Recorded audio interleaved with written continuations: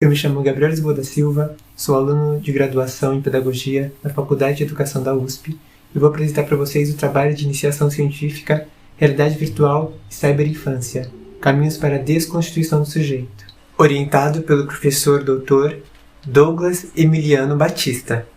O trabalho se insere na área de Fundamentos da Educação, contido na área de Educação e na área de Ciências Humanas. O trabalho tenta responder como a relação do sujeito com e através do virtual incide na constituição subjetiva e nos desafios da subjetividade contemporânea. A partir de um aparato freudo-lacaniano, fazendo uma interface entre psicanálise e educação, tentando responder algumas problemáticas.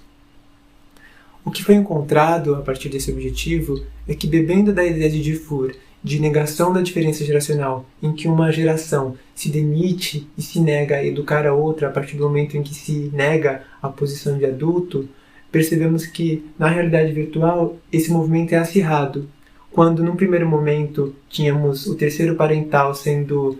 completado, sendo personificado pela televisão, que exercia o papel educativo no lugar de adultos, que se demitiram de uma posição para fugir de um pecado que eles teriam cometido caso tivessem assumido essa posição. O terceiro parental atual são as redes sociais, são as novas mídias virtuais da internet, de canais de vídeo abertos, e que fazem essas vezes de uma televisão quase infinita que educa uma geração carente e quase como uma órfã virtual, abandonada à praça pública virtual que supostamente está segura dentro das casas. Isso gerou pelo menos dois sujeitos, o cybernato e o cybernaturalizado. O cybernaturalizado é oriundo de uma outra geração, que não nasceu em contato com a internet, enquanto o cybernato nasceu imerso em contato com a internet e todas as suas armadilhas e ilusões. Os dois caminhos para a constituição do sujeito que foram encontrados foi o da navegação e o do naufrágio. O naufrágio é o mais comum porque nada mais é do que o sujeito que, diante da realidade virtual, fica isolado na sua bolha narcísica, na ilha em que os fluxos de algoritmos levam o sujeito a ficar dando mais do mesmo, colocando ele nos grupos que ele mais se identifica, pensando em grupo identificatório de Dufour, e ao mesmo tempo alimentam o adolecimento de qualquer usuário na medida em que torna adolescente cada vez mais gozo sem limites e sem responsabilidade em relação ao mundo e em relação à geração que está por vir.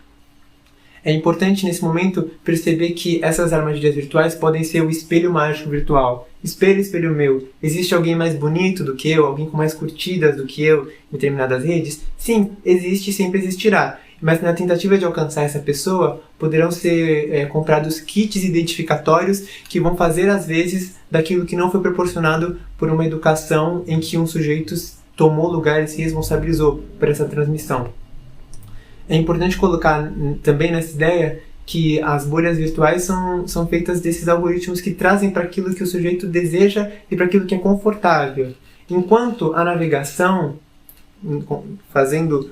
totalmente o oposto, traz a ideia do sujeito que navega lidando com a alteridade. O sujeito que busca páginas, que busca sites, que busca conteúdos que são diferentes do seu lugar como sujeito no mundo, ou mesmo que são diferentes entre si, e que não apontam para uma unidade, não apontam para uma hegemonia, e não apontam para um discurso único, um saber final, as palavras últimas, ou tudo isso que, no limite, é inacessível do ponto de vista psicanalítico, tendo em vista que ninguém detém essas últimas palavras, ninguém sabe a verdade, mas sabe um discurso e existem outros discursos que podem ser acessados. O outro caminho que encontramos é o caminho do navegante, na verdade, que é aquele usuário que vai aprendendo a tensionar e a lidar com a alteridade, buscando mais do diferente, buscando entender o outro e buscando lugares que não têm a ver com a sua posição, mas sim com a diferença e com o enriquecimento simbólico, com o enriquecimento em contato com isso que é diferente e que o algoritmo tenta burlar.